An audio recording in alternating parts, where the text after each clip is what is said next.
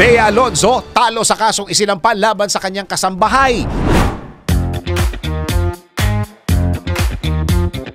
Para sa aking balitang showbiz, kinumpirma ni Christopher Min na ibinasura ng Quezon City Prosecutor's Office ang kasong cyber libel na isinampa ni Bea Alonzo laban sa dati nitong katulong na si Flor Magalion. Ay kay Christy, umano'y kulang sa ebidensya at hindi napatunayan na aktres ang kasong isinampa nito kaya dinismiss ito ng korte. Si Flor ang dating kasambahay ni Bea na tinanggal na aktres. Karelasyon umano nito ang driver na aktres na si Efren Torres de los Reyes na siya namang sampa ng maraming kaso laban sa aktres. Kabilang sa kasong isinampa ni Efren laban kay Bea sa National Labor Relations Commission ng Department of Labor ang hindi pagbibigay ng aktres ng night shift differential pay, overtime pay, holiday pay, 13-month pay at separation pay. Bukod sa mga nabanggit, kasama rin sa mga kasong isinampa ni Efren ang kasong illegal dismissal, maltreatment at harassment. Kasabay nito, sinabi rin ni Christine na ibabalita rin niya ang tungkol sa kasong isinampa sa kanya at kay OG Diaz ni Bea kung saan kahit magkaiba umano,